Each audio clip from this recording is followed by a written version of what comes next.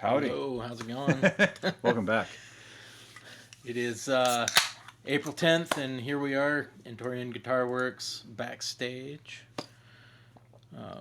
It is the backstage. This is the backstage. It's a little more backstage when I take pictures of backstage. It's backstage of backstage.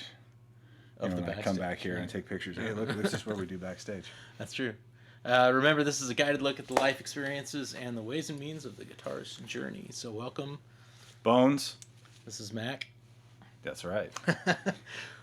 How's your week? My week's been pretty good.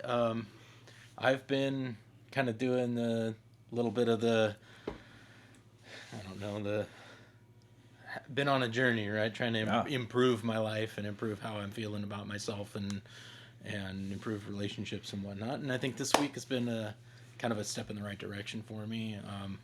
More than just the guitarist journey, but the deep within the guitarist journey. It's the individual, personal journey. I'm trying to get healthier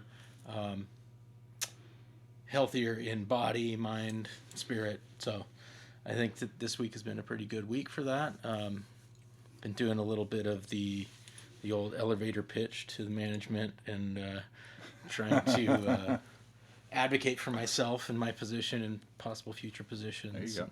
Things like that as well. So yeah, I think it's been a pretty good week. How about you? Well, so remember 2 weeks ago I was mentioning that so my mom and my sister went to Elton John, or at least I thought. Well, they were planning on going to Elton John. My sister went to Elton John because they were on their way out from Iowa. That's right. That's right. And so they hung out with us for a week, and that was kind of cool. It's always good to see family. Right? Having an entire, greater than half a country in between you and your relatives can sometimes be a blessing, and other times it can really just set expectations massively high. Like you have a week to get shit done. Yeah. Oh, I hear you. But I was kind of cool. So we sort of crowdsourced the topic for tonight, so you're ready to jam. And one of the topics that somebody suggested, which was either a day before or a day after what I'm about to talk about, was what was it? It was about picks. How does the tonality of a good pick, the relationship between good picks and good tone. And by the way, thank you for the suggestions and the questions. We really do appreciate it. That'll help us continue this conversation as we move forward. But I'm talking with my dad, and and he reminded me of something that was really sort of important as a person who's been playing a better part of my life. So I started playing guitar when I was 14. Right. And I'm not 14 anymore. Well, although one of those letters, sad to say, right? One of those letters is still in the number. One of those numbers right? is still in the number. But I had been playing for probably not quite 20 years by the time my dad decided that he was going to start playing guitar also. And I helped him pick out his first guitar, and it's been really cool watching him learn how to play, and successfully. He's kind of a really good example of how you don't need to start something early on in your life in order to do it.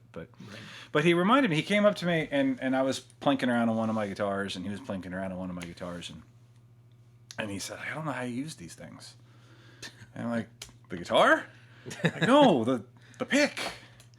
And it was like the idea that that using a flat pick wouldn't just be this natural part of the guitar process was so foreign to me. Right. Because that's, so when I learned how to play, I took 4 lessons from a family friend, and he taught us the down down up up down down up up down, but for the most part it was a finger picking type lesson. And then I took 4 more lessons from him, and then I kind of went out on my own, and no one told me what kind of pick to play. It was just, you'd go into guitar stores and say, "Oh, I don't have a pick. I want to play this guitar," and they give you a guitar, and they give you a pick, and you take the pick, and you end up with just pockets full of miscellaneous picks that are given to you, and then I learned that lots of them broke, and lots of them sounded like crap, and lots of them bent. And I just developed my own style, and X amount of years later, I don't think about how it was to learn how to play with a flat pick. Yeah. You know, I'm constantly evolving, and sometimes I'm playing like this, and sometimes I'll tuck it into my finger because I'll move to like a finger picking while I'm flat picking, or I'll hybrid pick, or I really started thinking about how do I use my pick for different genres of music that I'm playing. And I was realizing that when I'm playing like really thick bluesy stuff like Stevie Ray Vaughan stuff, that my pick is only doing like 30% of the work. I actually make sure that my finger and my nail hit the string first. So I've actually got like 3 picking surfaces coming through the notes. Yeah, so you're like duplicating the attack. And but it made me really, I was excited to just kind of think of through that kind of perspective with my dad while he was in town, and then also think that that's definitely a topic for the future. Yeah, for sure. That's Yeah. kind of funny you talk So, about that. Like, yeah. when I was learning, like my brother was he's a couple years older than me, right? Those of you who know me, most people think that I'm the older brother just because I wear the beard and he doesn't, and there's a lot of gray in it. But he's several years older than I am, and he was taking guitar lessons for years. So I would just pick up the pick that he was using, and Dunlop's 0.77 or 0.8, right? Tortex was kind of was my jam for a while. Whenever I started playing around 13, 14. First band was in high school. I think I was 16 or 17 years old. Yeah. Playing guitar at 18. And it's funny how you think about like how you kind of graduate to the next level, whatever it's. And for me, I don't even think about tone or anything. What it is for me with a pick is there's an attack and I feel the string. So I want to have that harder attack, playing heavy metal and everything, right? Yeah. Playing the harder stuff. You want to have a harder attack, but I still want to feel that string, so I don't want it too stiff a pick. And so through time, that's evolved into whatever I'm using now. And I've never really even thought about it. It's just something that happens, and how I use the pick. Is there a technique to that? I've never really thought of that, and that's partly because I'm, self-taught. I picked up the guitar and I just started playing and watch other people and kind of just emulated until I figured something out that was comfortable. So. Yeah, there's like, it's really easy to tell someone what doesn't work. Yeah. It's like, keep trying until something doesn't work, and then don't do it that way. Right. Keep doing all the stuff that does work. But yeah, so. That is very, very much true. It's always easier to go that route. So you're ready to jam. Am I? You're ready to jam. Maybe. At least you think you are. It's been a while, but I think I could probably get back into it. Yeah. Yeah. What do I need to do, Matt? That's a great question. This was another crowdsourced question. This is the question. What do you do? This is what we're going to talk about today, and not in like a super structured way. Just, again, this is one of those areas where there's a million right ways to do it, and there's wrong ways, but it's really what works. Right.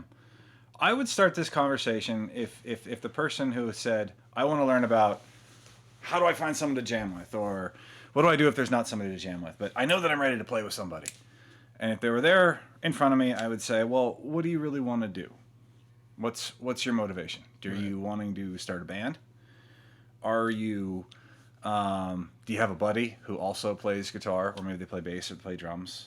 Right. Are you just looking to, have casual, like, are you looking to build a hobby, or is there like a professional ambition behind it? Or maybe you've never considered playing with anybody, but somebody approached you, they found out you played guitar, and this happens, believe it or not. Maybe somebody owns a coffee shop and they say, hey, would you be interested in playing Thursday evenings? And if you've never played an instrument in front of somebody before, playing live is a lot different than just playing in your basement. That's true. Or maybe there's another reason why you're considering jamming. Maybe you just think that that's the next natural progression as being a musician. There's some people that are very, very happy being solo artists, or keeping it hobby, playing, they practice for an hour and then they watch television and then they go to bed. And if that's what guitar is for you, then that's awesome. Yeah, but if you're not content with that, if you feel like jamming is the next stage before you get to building a band, or if that is the Yeah. purpose is to build a band. The first thing you really have to do is you have to meet somebody. That's Right? true. Yeah. Yeah. You really, that's a lot of time. I think back to high school, you know, and it was a bunch of, for me, it was, I had a bunch of friends that were nerds and played instruments, and, Yeah. and they said, hey, we want to get together and we have a good time and we want to make music. So why don't you come join us? At that time, I was playing trombone. It was before I really started getting into guitar.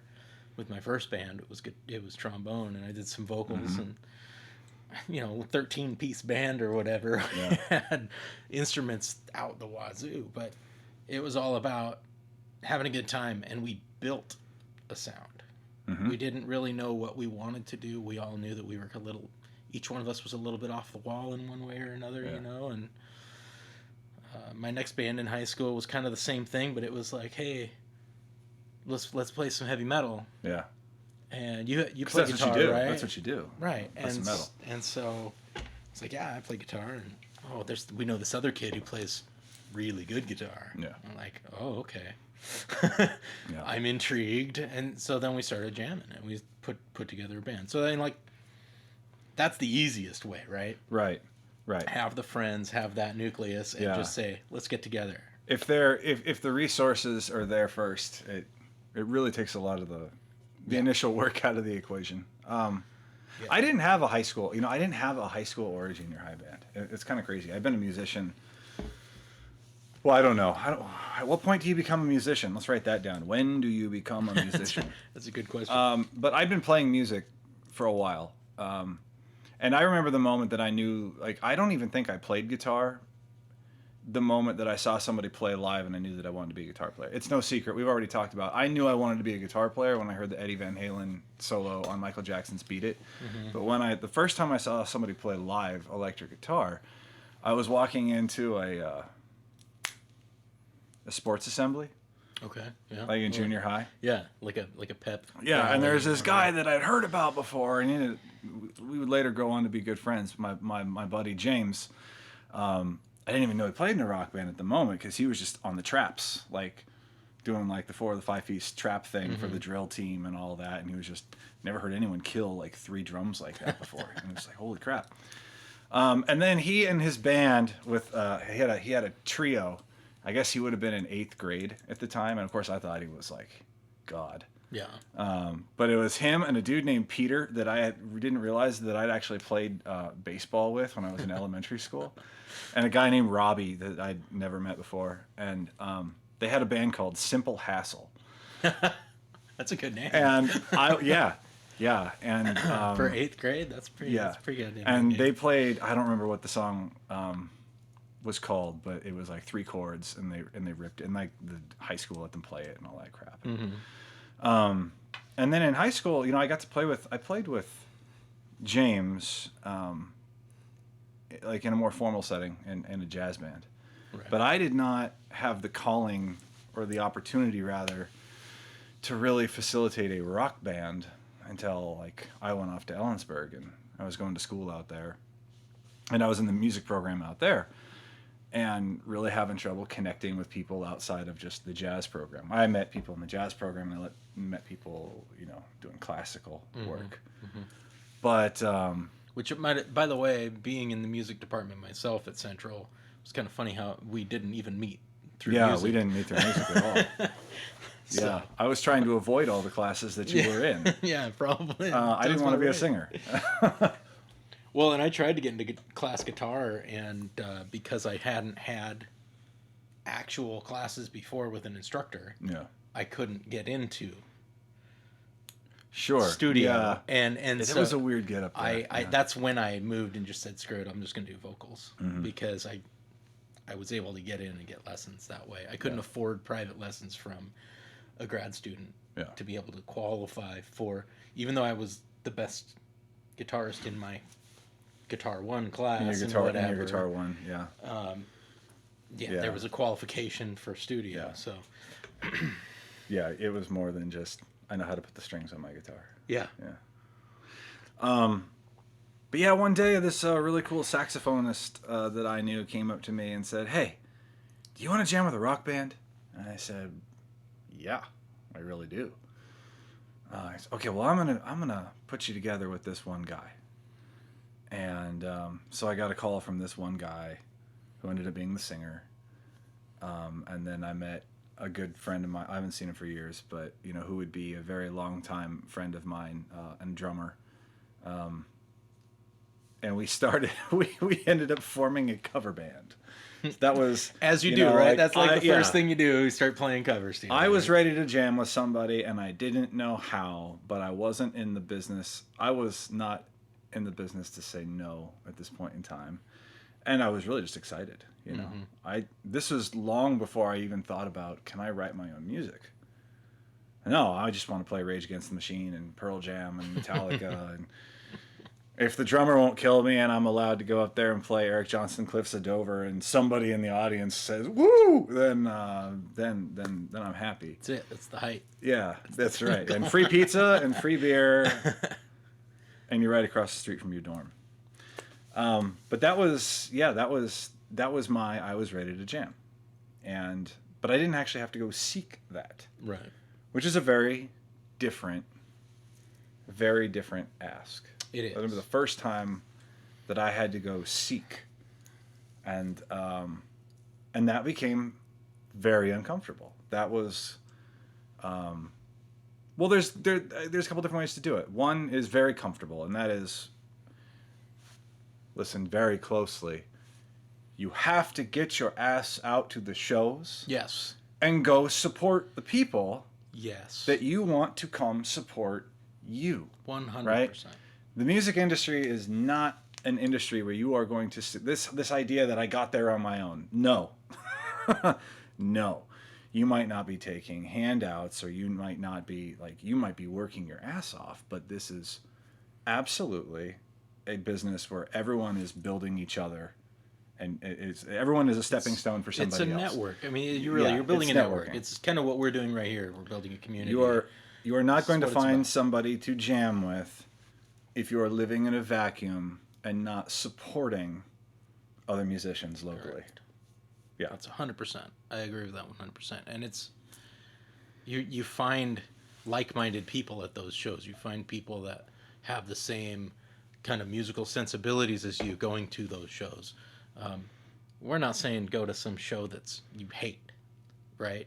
If you are not a fan of the music, no, you'll end up at those anyway. You'll end up at those, but go to like your favorite local band. For me, when I was a kid, my first show was Fits of Depression and Seaweed at the Backstage Capitol Theater, and blew my mind. Made me want to be up on a stage. Yeah. I mean, watching Fits of Depression, just and later on, I got to know Mikey and Brian from Fits of Depression, and Ryan, who was also a bass. Ryan, they both played bass for Fits for different times. So I've gotten to know these guys, and they're phenomenal people. They're great. Mikey, rest in peace. They all had their trials and whatever, but supporting them, supporting their music, their journey. I mean, Mikey went down to California, played with some other bands for a while too, at a point when Fitz was broken up, and it was really, I don't know, it's just inspirational to see that, and that was one of those bands for me that really inspired me to say, I want to be on that stage. Mm-hmm.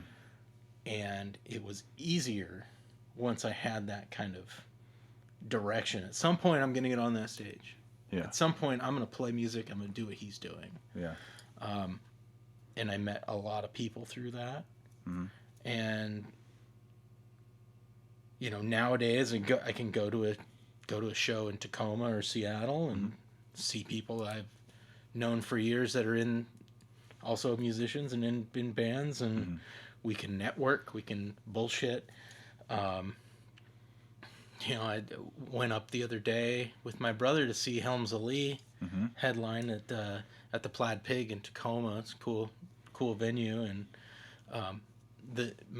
my brother and I know the drummer of Helms Ali, and so we went up and talked to her, and I'm not sure if it's her boyfriend or if they're married now or what, but he's the singer bass player for Red Fang. Oh, cool. And cool. so there, it was kind of fun. Like while we were talking to her, he's taking care of her drum kit, and so it's like, you know, it's funny to see him doing that because he's kind of a big deal, you Yeah. know. So but it's fun to be able to like network like that, to be able Yeah. to talk to folks that you haven't seen for a while, and you can talk music. One of the other bands that played that night, one of the guys in it is another guy that we know through music, different bunch of different bands, and he was playing what was essentially electric mandolin. That's so. And That's cool. the bass player wasn't playing a bass, but a cello on Okay. a spire standing up playing it. Yeah. And then they had a traditional drum kit, and it was fascinating. And so Yeah. we were talking about that after the show, and like how cool it was and how it sounded great, but Yeah. how funky it was too at the same time. It was just completely different. But that's how those guys roll. So it's, you know, you got to find those people that feel that weird Yeah. as well, like in the case of that band. So yeah, that's one of the things that going out to shows does for you. You get that network, you start to make connections. Yeah. You find people that are of like mind for the same styles of music that you might want to play. So Well, and you start with your best foot forward too, because again, it is like you can't. It's if you want something out of it, you have to be willing to put it in to put the effort in first, right? Correct, So yeah. when you go out and you're not just networking, but you're paying the cover fee to get into this show. You are supporting. Like you cannot ask for support in the music industry without also giving support. This, you know, don't get wrapped around the axle of of which comes first. You know, it isn't like, well, I'll give support when I guess. No, you go out there and you put in the effort, and that's how you get it back. I'll tell you, you know, my brother's been in bands too, so I've had multiple opportunities to be on the guest list. Take the opportunities where sparingly, if you can get on a guest list. If you absolutely can't pay, don't pay. If you're on a guest list, that's cool. But definitely pay if you can, even if you're on the guest list, because that's support. Yeah. And you want to give that support to your friends and basically your colleagues, right? They're your peers once you get to that stage. These are your peers now. Cool. Well, let's play some music. I want to play a tune because we decided that even if we're just in a deep topic, this is a show about music. Yeah, it is. So I'm going to introduce this guy. This is a fun guitar, and some of you might recognize this. This is a 1982 Peavey T60. It's the first electric guitar that Peavey made. I got a hold of this because I had not that Strat, but a different Strat, which was more easily replaceable. And I was looking for a new toy, and I found a guy trading this. And it was in complete stock condition. It had a different neck on it, and the neck was all tore up, and the wiring was bad, and so I wired it up. But what I did to this is I stuck those hip shot locking tuners on it. If you paid attention last the week, last video, or 2 weeks ago, They had also put this crazy like roller bridge on it. It was like a double locking roller bridge, as if you were going to have a locking nut up here too, but it couldn't stay in tune with itself. I got rid of that, and I had to find a bridge, and I found it on eBay. So this is like from 1984. I put that guy on. Same era. And I found a neck that hadn't been like eaten by a dog. I pulled out the toaster humbuckers. I still have them. But I put in Paul Reed Smith Dragon 2 humbuckers. I changed the wiring a bit. The wiring in a T60 is a trip. It's got so many different circuits on it. It's so the way it is originally wired is you've got a pickup selector switch, right? So neck, both, and bridge. And then you have a phase switch, so you can flip the phase if you're running in humbucker mode. And the way it was originally wired, I have to think about this for a second. It had a master volume. It had a volume for one pickup, a volume for the other pickup, a tone pot, which controlled the tone universally across both of them, and then the other pot. And this is where it's weird. Okay, so if you don't know much about coil tapping or coil splitting, I have a video that's posted on Facebook. But for all intents and purposes, that is where you kill half of the wraps on a humbucker so only one coil works. And usually that's done through a push-pull pot or a switch. So you either have a humbucker or you have a single coil. And what they did on the Peavey is they ran it into a potentiometer. And the way potentiometers work is when they're all the way open, all the current goes through it. And when they're closed down, they variably send signal into the ground. So what that means is when you're controlling the coil splitting or tapping in a humbucker through a potentiometer, you have a humbucker or a single coil or somewhere in between. A partially activated second coil. Interesting. I wired it up a little bit friendlier. So what I have is a volume, a master volume, a master tone, and then these two pots do that blending on each pickup. So I have two independent blends, Okay. a tone and a volume, and a phase switch, and all that good stuff. Nice. So I'm going to play a arrangement of Black Velvet by Alana Miles that I arranged because I dig it. It was not something that I planned to sit down and arrange one day. I was just dicking around on the guitar and I heard the melody and I thought I was just going to play a few bars and ended up writing the tune, not writing it, but arranging the whole damn thing. So it's not perfect, but it's fun. Hope you enjoy it.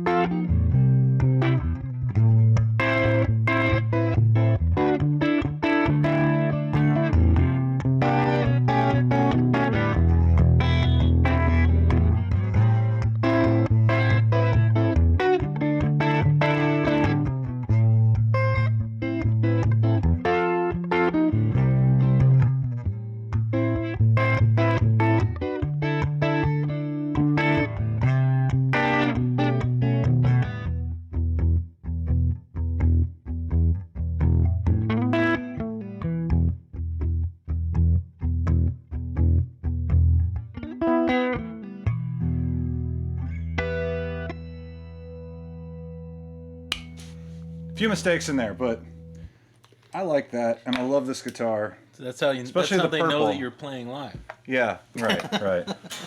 That'll be another show. How many times do you have to do something in order to make it sound right, like you're doing it live? Yeah, that's How many hard drives do you need to accomplish it? multiple. Holy crap. Multiple. No, that was awesome, man. It's a great So, great arrangement. That reminds me of the time that we played together for whatever. why are we not thing. talking about that? And so you're ready to jam. Oh, that was good. chapter 2, Band for a Day. That's right. Band for a Day. Band for a Day. That was a lot of fun. We had We're going to completely wing this now, but we're going to talk no, about it. that was a fun. lot of fun. It was how many times did we even get together in practice? It was like I don't know. 4 times or something. We worked for an organization that wanted to have an employee recognition lunch, and they thought it'd be cool to have live entertainment. And they came to me and like another, I think me and Becky. Becky probably. Becky yeah. Boyle. You might know her as from the blues band off Sirius and XM radio. Becky Sue and her Big Rockin' Daddies from back in the day. And they said, "Hey, would you guys put together a band?" I'm like, "Okay, why not?" And so it was. So I reached out to you. You were at L&I at the. No, I was at DOL. DOL, yeah. I reached out to Brian to play bass, and there were a couple internal folks that. One guy played saxophone and another guitar. I actually played the rhythm guitar. Somebody else from your organization played. That's right. That's right. You played, yeah. Because we had 3 guitars there. Yeah. We did. We had 3 guitars. That's too many guitars. But it was fun. We had a good Yeah. time. But yeah, and they said, "Well, what are you going to call it? What are you going to call this group? I mean, this group that's going to play together once? Yeah, what are you going to call that group?" I wanted to call it Suggestion Box. And I had a great graphic where I wrote Suggestion Box, and I printed it and taped it to a garbage can and then took a picture of it. And they weren't keen on that idea. I mean, it's cute. So we just went down and we called it Band for a Day. Which and, I think is actually ended up being the perfect name. yeah, I but we think did it. it's But we great. did it That was a lot of fun. 2 years in a row. So It's 2 days. 2 days. Band for 2 days. We did actually more recently. I actually did something similar for my buddy's wife's birthday. It was her 40th birthday, and they did a New Orleans themed party. Nice. So we called ourselves the New Orleans Aints. And we did a couple of cover tunes that were, for the most part, they were directly like about Louisiana. Did her favorite tune is Dock of the Bay, so we did that, and we threw in a little Garth Brooks because a lot of folks that were going to be there were country fans. And I mean, you can't go wrong with Garth Brooks, right? That's one of those tunes that, or one of those performers we did. Now the song is escaping me. It's like his Friends main. in Low, Friends in Friends in Thank Low you. Places. Sorry. Yeah. We did Friends in Low Places. You can't go wrong with that. Everybody knows it. Everybody sings along. So we had a great time doing that. We got together about 6 times as a full band. Yeah. And most of it was family members. I think I was the only one that was not. Well, no, there's 2 of us that were not part of the family, but the other 4 were family members. So, yeah, it was a good time. And now, apparently, other people have seen the video. Why haven't I? Oh, it's out there. I could probably send you a copy. Maybe we should put it on here. I wasn't playing guitar at the time either. I was singing and that night drinking a lot. But now we've had other requests for other birthday parties, so it's a possibility that the Aints might come back. It was supposed to be a one-night engagement, but it was a good time. It's always fun to get together with people that you're not used to jamming with, and even if it's a one-off thing. And so let's say that you have you don't have, and we just keep going down the list here, right? Yeah. So we've got the situation where the people and you can reach out to your buddies and say, let's form a band, or you're in a situation where you might not know anybody, but somebody's come to you. right, And right. we've been hanging out at shows, and we've been networking, and we've been doing all the right things, and that there's still no one to jam with. You ever hit up Craigslist? I've not hit it up, but I've been in bands that have used it before to try Yeah. to find other members. How was that? It's very interesting. Yeah. It's very hit and miss, Mm-hmm. but any port in a storm, right? So if it's needed, Craigslist works. I would say social media is probably a better place to go. Yeah. There's local music groups in any town. All you got to do is search for it. You can find it, and you can connect with people that way. Talk about going to shows and bands that you like and whatever, and see what kind of people are out there playing what instruments and how you might be able to fit together. Yeah. You know, friends. You might have friends that don't think of you as a musician because maybe they don't know that part of you. Right. They might have other friends that you don't know that are also musicians. Yeah. So you can always, you just broaden your search. Open up to your friends. Hey, I'm looking for somebody to jam with. Do you know Yeah. somebody? Send them my way.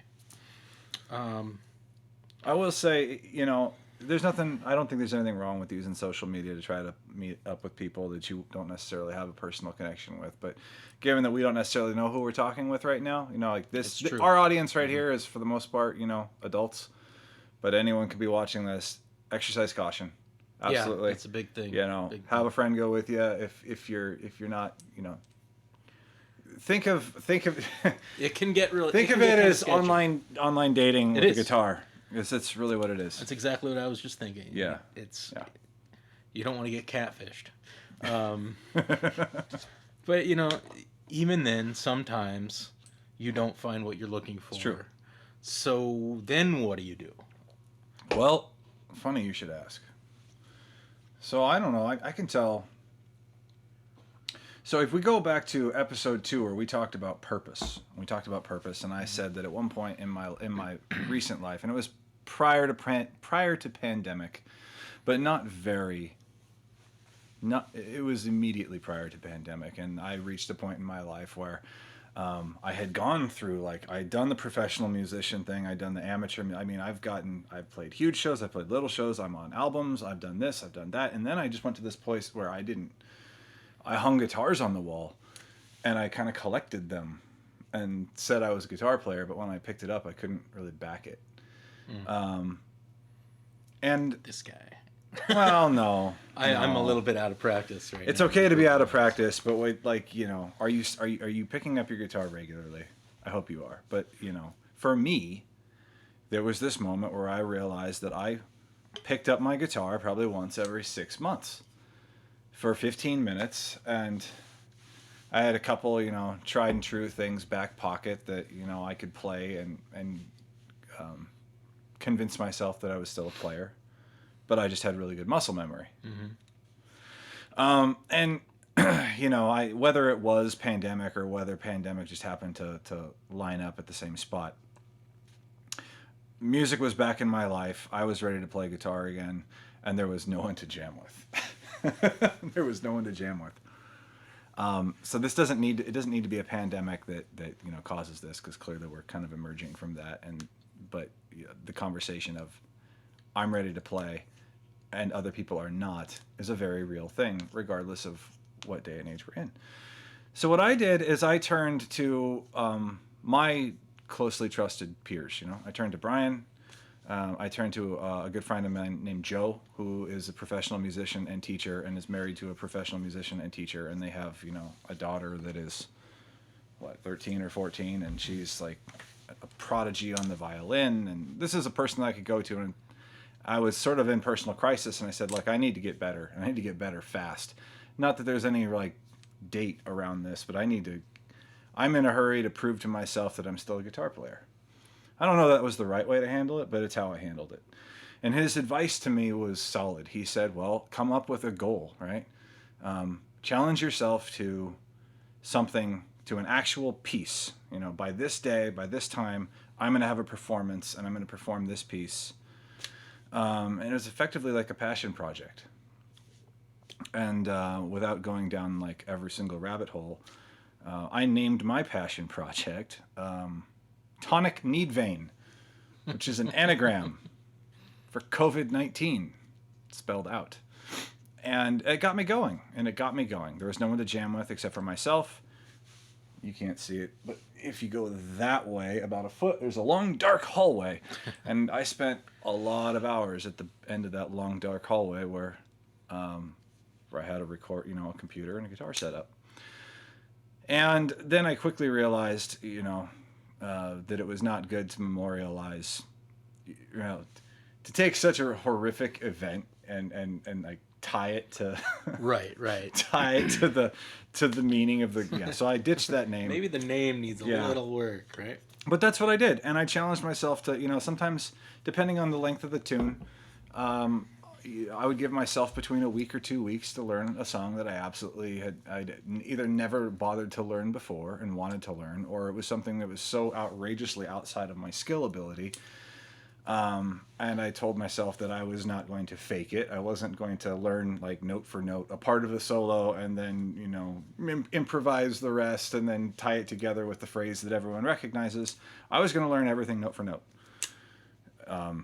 I.e. Turn Up the Radio solo by Steve Lynch, i.e. going back to learning the introduction to Cliffs of Dover, which I'm still working on because my God. But that's if there's no one to jam with, it doesn't mean you don't jam.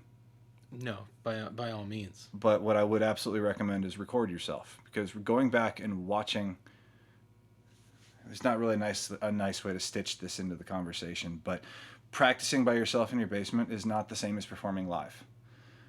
And really the only way that you're going to experience that is by recording it so you can listen to your mistakes and listen to them loudly, and then go back and record it again until those mistakes aren't there. Which leads to accountability, right, of what you're doing, making sure that you're making progress and not just fucking around, basically.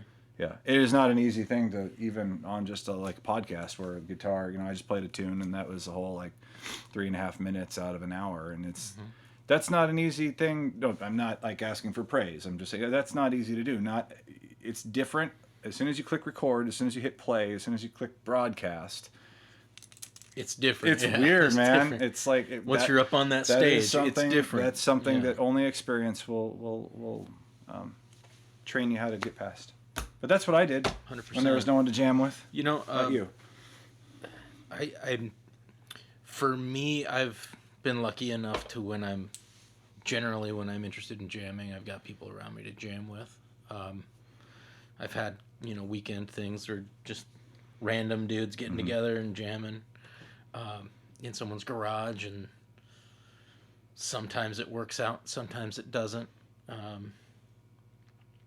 I think the important thing is to just keep going, like you're saying. Yeah. Bring yourself some accountability. Find, an app, a program, a YouTube video, an instructor that you like, to continue progressing to get to where you want to get to as a musician, as an individual musician. Yeah. If you don't have people to jam with, you can do a single band, a single genre, and work on that, or you can, if you work with like a professional guitar instructor, you're probably going to end up learning a lot of classical and maybe a little jazz, and kind of getting this breadth of knowledge across lots of different genres, and that's a good thing. In fact, I would say that's probably the best thing, regardless of genre that you want to play. If you're already writing music, keep writing. Yeah. Write those riffs, develop tunes, either buy a program. Some of them are pretty cheap. There's free stuff. You can do them on your phone or PC to record a quick demo. There's plenty of studios around. You can always find, I'm sure you can always find studio time somewhere. You may have to wait for it. You're probably paying a pretty penny at a good studio, but you don't need a good studio for a demo. Just develop a tune, demo it out. I remember when I met Jim Farley, my guitar player from Gunslinger, he and I were playing softball. We met through my ex-girlfriend's softball team. She found him on some website. He was looking for ball teams to play with. Yeah. Same kind of thing as looking for a band, right?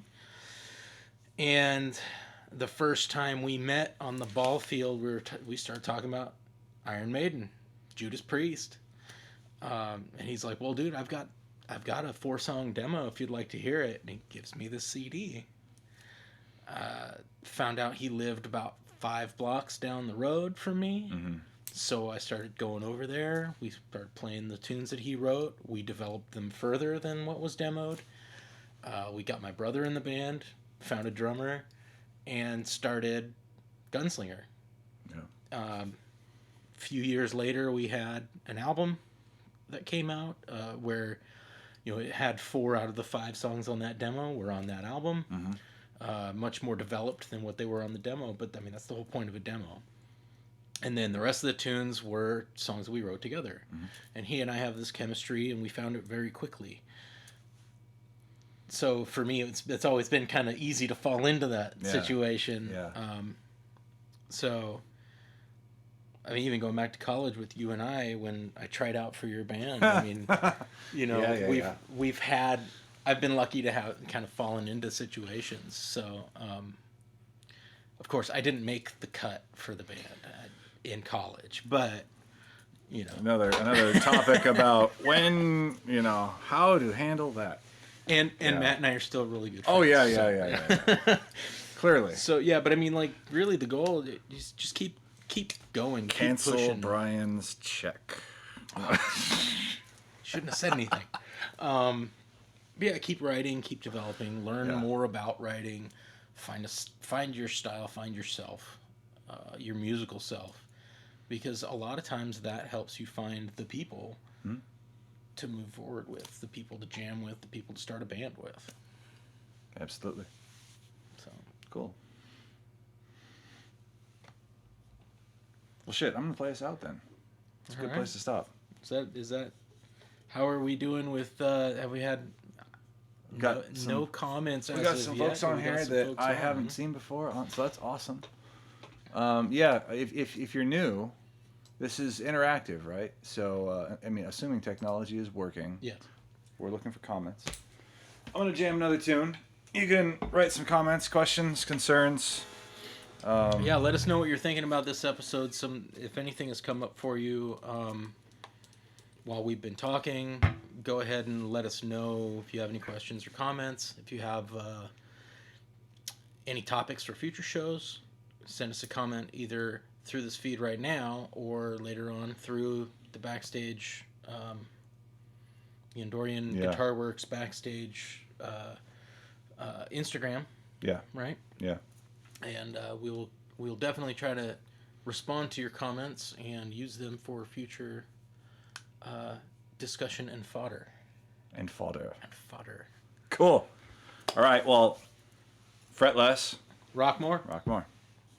And then we're going to take you out on a really soft song. Oh, well. It'll be fun.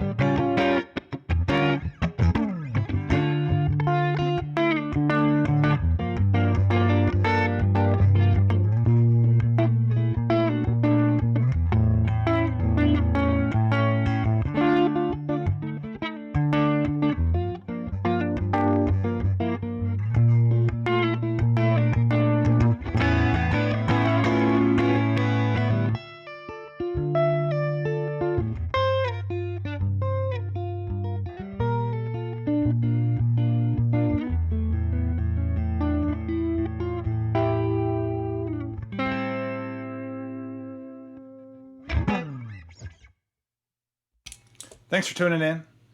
See you in a couple weeks. See you guys.